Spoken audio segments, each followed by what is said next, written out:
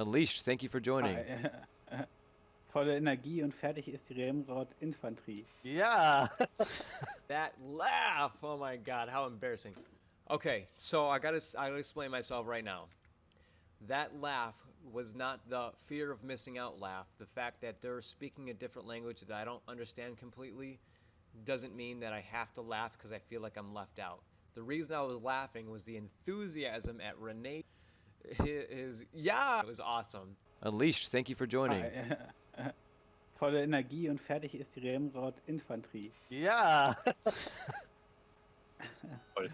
Okay. Yeah. What was your favorite guy? Well, the guy with Favorite? on the horse with the cavalry sword, but that was Saber Rider. Saber This Rider was itself, I this think. was, Yeah, this was but I think Saber. I like the cowboy guy. That was Saber. You mean No, the no, no, no, cowboy no, in no. the jet? The one in the jet. No, no. The one in the jet. There was one in the jet. There was one on the horse and one in the buggy. The one in the buggy was Fireball. Okay, it's not the one in the buggy. It's the one on the no. Oh, The one on the horse had a so cowboy they hat. were named Saber Rider, Fireball, April. Ah, there was a girl too. Yes, and Yeah, yeah. Cold. And I like Cold. Cold. He's Ah, the guy with that more or less Stetson hat and being the Western cowboy. Yeah, but he style was guy. flying the jet, if I remember right. He was flying a jet. He was Ah, yeah, flying a you are small right. You jet. are Yes. right. You are right. Yeah. So it was the guy in the jet. Yeah. Yeah, then it was cold. Yeah, I didn't remember the name. That's funny. Yeah, okay, cool. Okay, so first question now about the engine, pretty much, and the modding support, because yeah, the Unity engine has evolved quite a bit. Some new games with Unity engines have pretty good, or at least decent mod support, and the modding community for those games is getting bigger. I think the old Construction Simulator 215 had issues with the old Unity engine, as far as I remember. How can we expect any improvements with the new engine? Is it possible to say something about that, maybe? To be honest, the problems with the modding in Construction Simulator 2015 were not totally up to Unity itself, but also to the complexity of what we did with our game. Especially lots of complex logics and physics setups for our vehicles, and also very complex logic trees you have to build up with in the mission modding were really, well, let's say, complex, difficult, hard to understand. It's even hard to understand for us sometimes that we wrote it. So yeah, don't expect it to be easier, to be honest. Okay. I think for the beginning, the vehicle modding will definitely be not available to everyone. This is something we have to put some more brains into, and get it to maybe work somehow with the kind of templates or something like that in a more easier and efficient way. For the mission modding, there should be an editor and also some examples and a lot of huge library and stuff like that. But I'm not sure if either of them will be available at the release of the game, because Okay. there's a lot of documentation we have to do and a lot of examples we have to put into that to get it to the people. To be honest, we don't expect that much modding happening on our game. We would appreciate it, of course, and we will support it the way we supported in back then on the CS15. But I'm not sure about how successful we will be with vehicle modding, especially because it got even more complex than in CS15, with a lot more to set up and stuff like yeah, Interesting.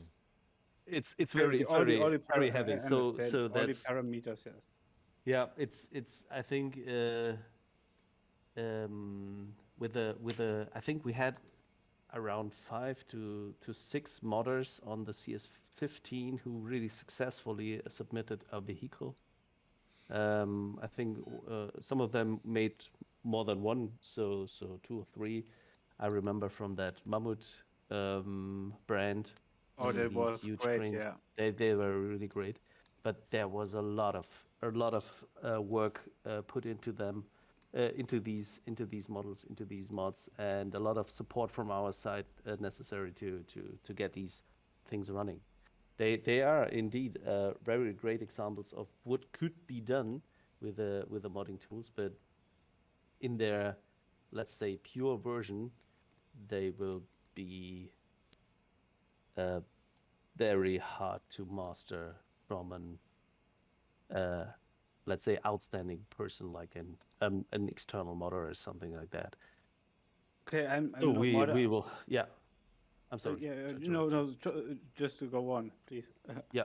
Uh, I'm not sure how we will find a way to support the modders in their process so that it's getting as easy like in, for instance, City Skylines or something like that, where the editor itself is integrated into the game, I think, Ah, and is really easy to use, so that you there I think there are thousands of mods for City Skylines, and Yeah, at minimum. yeah. I'm not a modder myself. I'm just asking about the differences between is the Giants editor is the also integrated? So is this the difference why we see so many mods for farming simulator? On the Uh, other side, of course, construction simulator is even more a niche somehow. But yeah, I think the somehow is right. How is this yeah niche? Like, somehow this should be very yeah, popular. to be honest, Farming Simulator wouldn't be so famous if without the modding mods. community didn't keep this game alive. yes, you're Let's right. be Farming honest. Simulator has its own modding team. They are doing nothing but helping modders and checking what Ah, they okay. need and so on. And they started as one of the first games of the simulation genre to open it for mods, and this has grown. And the problem is when it comes to other games, I'm also managing the bus simulator team. Uh, is most, at least German modders, are knowing how to do mods for Farming Simulator. And now it comes to Bus Simulator, for example, which is using Unreal Engine, and most of the modders that are knowing what they are doing in Farming Simulator, looking at the mod tools of Bus Simulator and say, huh, What is that? what do I Yes. do have to do? I'm confused, and no one knows how this works in the other engine. Same for the Unity-based games. I think because Farming Simulator has such a great modding community, it's a hard step to switch to another game. Mm. And indeed, they have the advantage of their own engine, so they can deliver an editor which is more or less integrated into the game, or let's say ship the engine itself in its raw version to the player with a game, and be able to change things like environments, build new maps, or even new vehicles and stuff.